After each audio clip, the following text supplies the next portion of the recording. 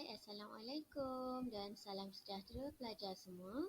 Okey, hari ini kita teruskan masih lagi dalam tajuk sintaksis tapi dalam topik frasa nama.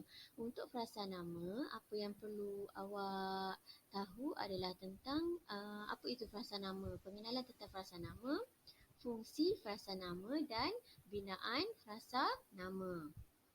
Okey, seterusnya kita kena tahu dulu apa itu frasa nama. Frasa nama ialah frasa yang intinya merupakan kata nama. Sama ada kata nama tunggal, kata nama terbitan atau kata nama ganti. Okey, benda yang pertama yang awak perlu tahu adalah apa yang dimaksudkan dengan intinya tu. Inti adalah subjek ataupun judul dalam sesuatu frasa itu. Contohnya dalam slide ini saya bagi contoh ahli sukan. Ahli itu bertindak sebagai inti. Sukan tu adalah dia punya penerang dia. Okey. Ahli sukan adalah frasa nama. Ahli merupakan inti berbentuk kata nama tunggal. Apa itu kata nama tunggal? Kata yang boleh berdiri sendiri tanpa ada imbuhan. Imbuhan pergandaan ataupun imbuhan pergandaan ataupun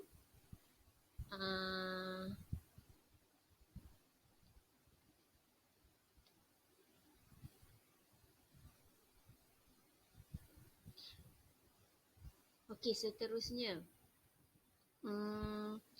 pinggiran pantai. Pinggiran merupakan inti berbentuk kata nama terbitan. Okey, pinggiran adalah intinya pantai. Pinggiran pantai dia akan jadi frasa nama. Pinggiran adalah kata terbitan sebab kata dasar bagi pinggiran ialah pinggir. Jadi pinggiran telah menerima imbuhan akhiran an. Mereka sekalian. Mereka merupakan inti berbentuk kata nama, kata ganti nama. Okey. Okey, frasa nama. Okey, seterusnya. Itu adalah serba sikit tentang frasa nama. Seterusnya. Okey. Fungsi frasa nama. Ada 5 fungsi frasa nama. Sebagai subjek dalam ayat, ini fungsi frasa nama dalam ayat lah. Okey, kalau awak lihat yang pertama sebagai subjek. Sebagai subjek, guru-guru masih di dalam dewan. Guru-guru tu adalah subjek bagi ayat ini. Yang saya merahkan tu semua adalah subjek dalam ayat ini. Guru-guru adalah frasa nama dan bertindak sebagai subjek dalam ayat ini. Kereta baharu ayah. Kereta baharu ayah saya berwarna hitam. Kereta baharu ayah adalah subjek. Adalah frasa nama yang bertindak sebagai subjek dalam ayat ini. Macam mana nak tahu dia subjek? Sebab dia berada di depan. Okey, yang kedua, sebagai predikat. Selain daripada subjek, frasa nama juga boleh berfungsi sebagai predikat dalam sesuatu ayat. Puan Liana, guru bahasa Melayu saya. Okey, yang saya merahkan. Semua itu adalah predikat. Bila predikat dia berada selepas subjek. Yang saya merahkan itu adalah predikat. Okey, budak lelaki itu anak bongsu pensyarah saya. Anak bongsu pensyarah saya adalah predikat dalam ayat ini dan dia merupakan frasa nama. Usahawan itu pemilik syarikat barangan kosmetik. Pemilik syarikat barangan kosmetik adalah frasa nama dan bertindak sebagai predikat dalam ayat ini. Okey. Selain daripada itu, frasa nama juga boleh bertindak ataupun berfungsi sebagai objek dalam sesuatu ayat. Ayah membeli barang keperluan dapur. Keperluan dapur adalah objek dan ia adalah frasa nama. Saya membelikan anak sulung saya sebuah basikal. Okey, anak sulung saya sebuah basikal. Objek akan berada selepas kata kerja. Kata kerja apa? Kata kerja transitif. Okey. Ayah membeli. Okey, membeli adalah kata kerja. Jadi barang keperluan dapur adalah objek. Saya membelikan anak sulung saya sebuah basikal. Anak sulung saya sebuah basikal adalah objek. Guru mengingatkan adalah kata kerja. Jadi selepas kata kerja, pelajar tentang tarikh peperiksaan itu adalah objeknya. Dan semuanya adalah frasa nama. Okey, sebagai pelengkap. Okey, lagu-lagunya berunsur dakwah. Pelengkap akan hadir selepas kata kerja tak transitif. Okey. Lagu-lagunya berunsur dakwah. Di hutan kami tidur berbantal lengan. Lengan adalah pelengkap dan dia adalah frasa nama. Adik mahu menjadi. Okey, menjadi beransur berbantal kan. Menjadi adalah kata kerja tak transitif berpelengkap. Jadi selepas apa yang hadir selepas kata kerja itu adalah pelengkap dan dia adalah frasa nama ataupun kata nama. Sebagai unsur dalam frasa sendi nama, makanan yang dibeli itu untuk ibu saya. Untuk ibu saya adalah frasa sendi nama. Hadiah untuk hari jadinya sudah saya belikan. Untuk hari jadinya adalah frasa sendi nama. Okey, drama itu tentang masalah kehidupan masyarakat bandar. Tentang masalah kehidupan masyarakat bandar. Tentang itu adalah frasa sendi nama. Okey, seterusnya kita lihat binaan frasa nama. Okey, dalam binaan frasa nama terbahagi kepada dua, iaitu inti tambah penerang ataupun inti tambah inti. Okey, kita lihat dulu. Inti tambah inti dia terbahagi kepada dua. Sama ada inti tambah penerang nama ataupun inti tambah penerang bukan nama. Okey, untuk inti tambah penerang nama, dia ada contohnya. Dia ada 13 kategori, 12 bentuk binaan frasa nama. Sebagai contoh, awak lihat kat situ. Suku Kadazan. Suku adalah inti, penerang namanya adalah Kadazan. Dan jenis penerang nama untuk Kadazan itu adalah keturunan. Keturunan, okey? Yang kedua, pingat emas. Pingat adalah inti, emas adalah penerang namanya. Dan jenisnya adalah jenis penerang penerang nama jenis.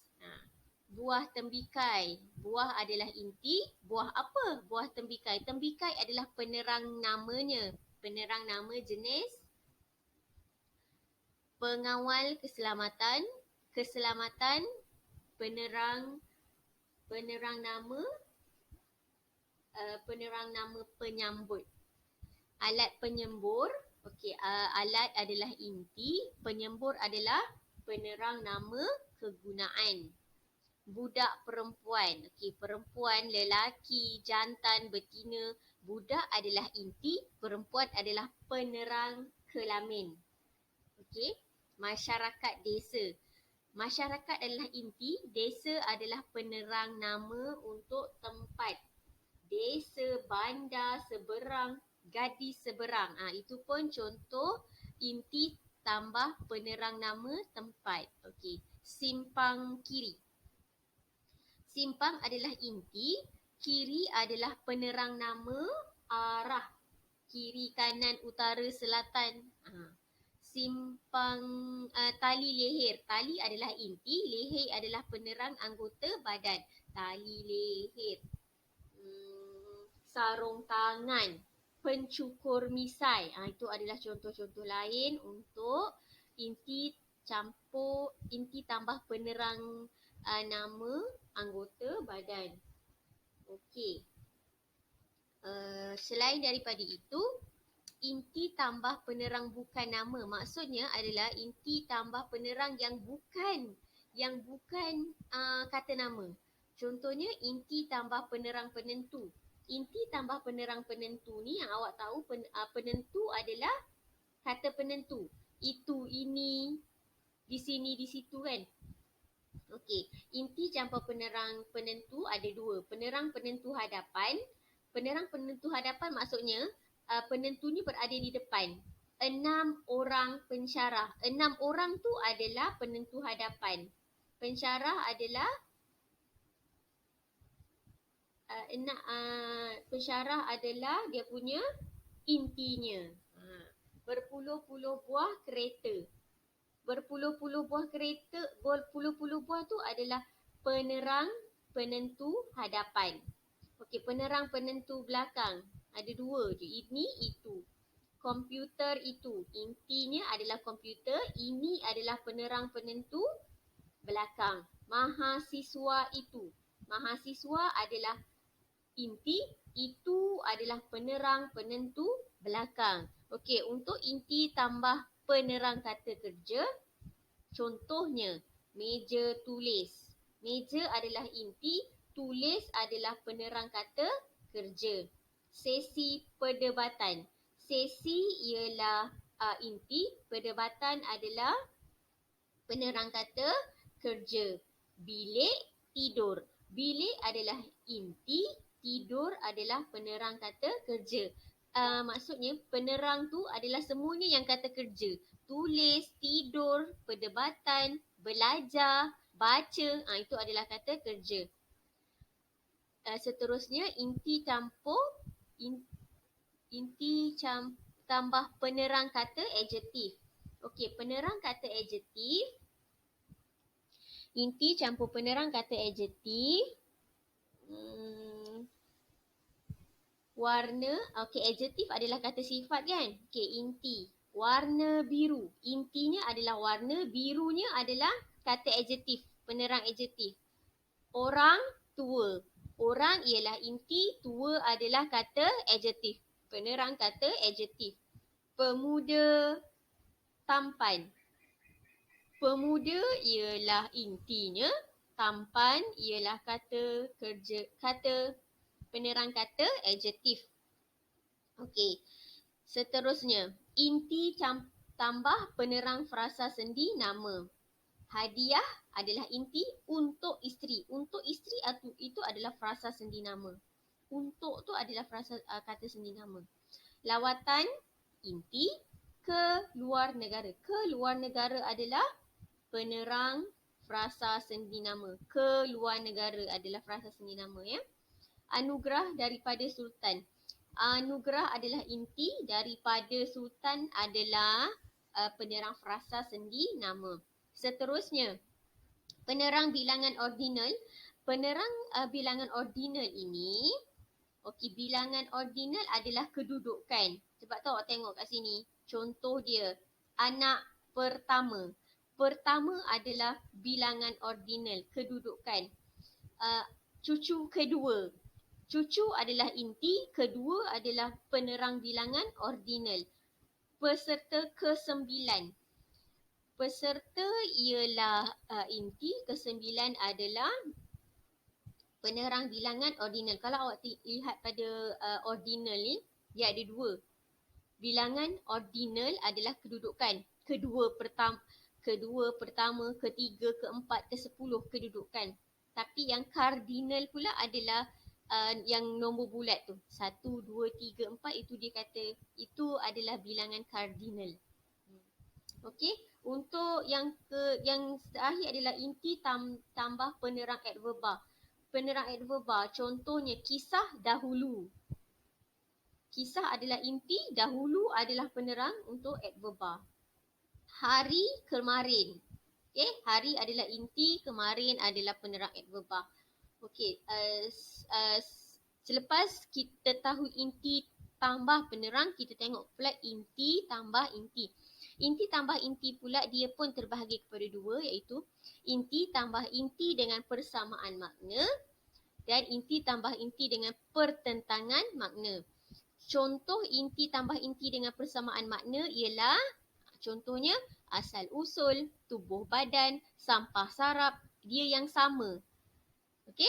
Inti tambah inti dengan pertentangan makna. Pertentangan maksud, makna ataupun maksud yang berbeza. Ibu, perempuan, bapa, lelaki. Ibu, bapa.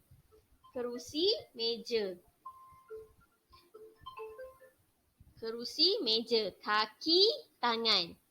Dia um, dia apa tu? Dia pertentangan. Kaki, tangan, kerusi, meja, ibu, bapa. Dia sama kategori tapi dia bertentangan. Mahasiswa, mahasiswi. Dia macam gitu.